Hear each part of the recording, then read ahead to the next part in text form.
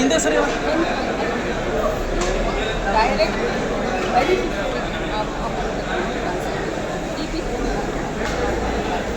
ಯಾವುದೇ ಬಗ್ಗೆ ಗೃಹಲಕ್ಷ್ಮಿ ಯೋಜನೆ ಪ್ರಾರಂಭ ಇಲ್ಲೇ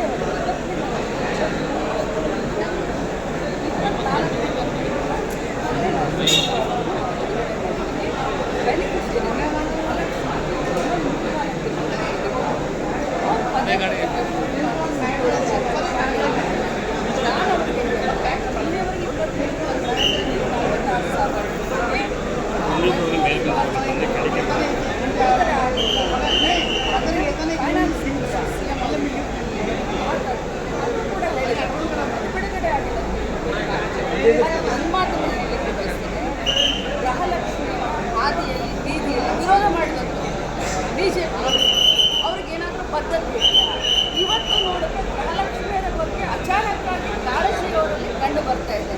ಯಾಕೆ ಗೃಹಲಕ್ಷ್ಮಿ ಯೋಜನೆ ಅಷ್ಟೊಂದು ಜನಪ್ರಿಯ ಆಗಿರುತ್ತೆ, ಯಶಸ್ವಿ ಆಗಲಿಕ್ಕೆ ಅದನ್ನು ನೋಡಲಿಕ್ಕೆ ಆಗ್ತಾ ಇಲ್ಲ. ಏನಾದರೂ ಮಾಡಿ ಗೃಹಲಕ್ಷ್ಮಿಯ ಒಂದು ಯಶಸ್ಸನ್ನು ಏನಾದರೂ ಮಸಿ ಬಳಿಬೇಕು ಅನ್ನೋ ಒಂದೇ ಒಂದು ಉದ್ದೇಶದಿಂದ ಯಾವ ಕಾರಣಕ್ಕೆ ಇಷ್ಟೊಂದು ಪ್ರೀತಿ ಬಂದಿದೆ ಗೃಹಲಕ್ಷ್ಮಿಯ ಮೇಲೆ ಹಾದಿಯಲ್ಲಿ ಬೀದಿಯಲ್ಲಿ ಚೆಕ್ಕ ಮಾಡ್ಕೊಂಡು ಹೋಗುವಂಥದ್ದು.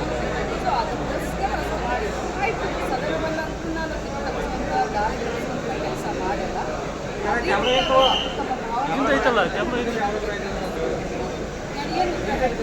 ಮೇಡಮ್ ಸದನಕ್ಕೆ ತಪ್ಪು ಉತ್ತರ ಕೊಟ್ಟಿದ್ದೀರಿ ತಾವು. ಅಧಿಕಾರಿಗಳ ಮಂತ್ರ ಕೊಟ್ಟಿದ್ದಾನೆ ಈಗ ಗೊಂದಲ ಕಾರಣ ಆಯ್ತಾ ಅಂತ.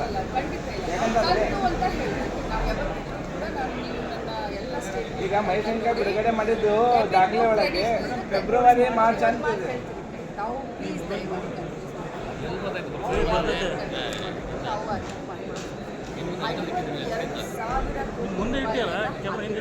ಒಂದಲ್ಲ ಎರಡಲ್ಲ ಮೂರಲ್ಲ 4 52,000 ಕೋಟಿ 614 ಹಾಕಿದಾಗ ನಮಗೆ 2 ತಿಂಗಳು ಹಾಕಲಿಕ್ಕೆ ನಮಗೆ ಬದ್ಧತೆ ಇದೆ. 2 ತಿಂಗಳು ಬಾಕಿ ಇದೆಯಾ, 3 ತಿಂಗಳು ಬಾಕಿ ಇದೆಯಾ, ಇದು ನಿರಂತರವಾಗಿ ನಡೀತಾ ಇರೋದು.